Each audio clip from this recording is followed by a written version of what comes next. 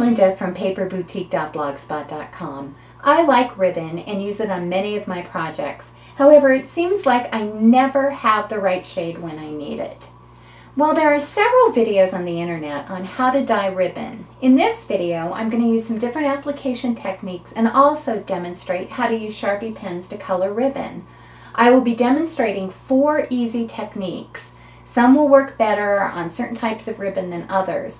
The good news is that you probably have at least one of the supplies needed to color your ribbon, and you won't need to run out and buy anything. I recommend testing on a small sample before you actually dye the entire amount of ribbon. Well, the first thing we're going to do today is color our ribbon with Paint Box pigment ink. And I've already done it on a couple pieces, and then I'll show you how to do it. The nice thing about using the pigment ink is that it doesn't color all the way through. This was obviously the blue, and then I used this green, and we got a really nice effect. So you can have it two-toned. This was a cotton grosgrain ribbon, and this is a 100% polyester grosgrain ribbon. And I'll show you exactly how to do it, but this is going to be the before, and this is the after. It also works really well with an organdy ribbon. One of the tips is when you're coloring your ribbon, start with a color that's fairly close to the color that you want to achieve. That way you'll use less ink. The other nice thing, before I forget, is that when you use the pigment ink, it remains really flexible, and you can tie it, etc. So let's go ahead and get started. Now, there are other techniques that are demonstrated on the internet where they actually just take the ribbon and slide it over the ink pad. I like to take it and do it a little differently so I can control the amount of ink, and hopefully you'll be able to see this. What I do is just slide it right on top of it, and you can tell you get just a really nice application. You can also pounce, and like this time maybe I don't want it quite as dark as that, so I can just stop, or if I want it darker I can continue. The thing to remember with pigment ink is that it dries slower than dye-based ink, and you may want to just set this aside for a while. The thing I found is I tried the dye inks, but I liked the look of the pigment ink better. The dye inks just didn't give the intensity that I was looking for. Move that over. And the next tool is one of my favorite. It's Sharpie pens. And I've used this on several types. This is more of just a plain satin polyester ribbon that you get for, 50 cents a spool at Michael's. I took a very light, I'll show you the original ribbon.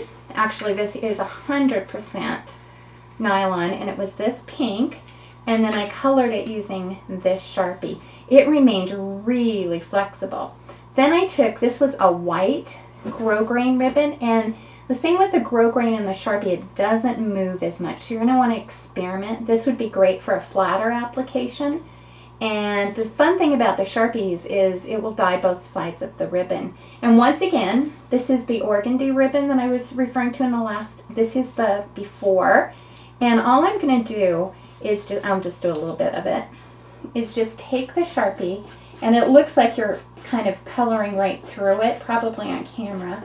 But when you're done, it gives you, and you can go, I think I went over this twice, and it gives you just a really, really soft, very, very soft and elegant look. And you can tell I missed a little bit there, but you can go over it and you get a nice coverage with it. The fun thing about Sharpies, as I demonstrated in one of my earlier videos, is I just buy clear rhinestones, and then I'll color my rhinestones with this pen, and I'll have matching rhinestones and ribbon. So it's an economical way. And Sharpies come in so many different colors that it's really, really fun to use your Sharpies. Next is probably the easiest technique. It's using Tombow markers. And I know there are other videos on the internet using different types of markers, but I found that Tombow works the best. And this is just from a pack of, it's a silk grosgrain, and it is from a pack that I purchased from Elements from American Crafts at Michael's. And this works so slick, and it also remains very, very flexible. And you can see, I'm not going to do a lot of it, but you can see that you get a really nice coverage. Now bear in mind, with the Tombow markers, the intensity, and you can tell when it dries, it's less intense. With the other ones, it dries and the color remains intense. So keep that in mind. If you want a softer, more pastel-y look, Tombows are great. And it would take me 10 seconds to dye, you know, the entire length of ribbon. Well, the last technique I want to share with you is, I know that all of us have a number of distress reinkers because we do a lot of distressing.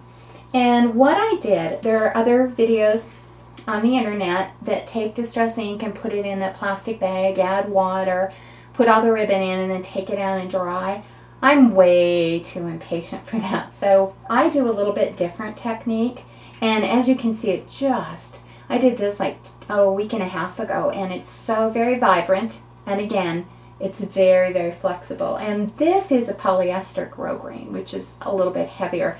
I wanted to show you a variety of different. And this is almost cheating. It's so easy.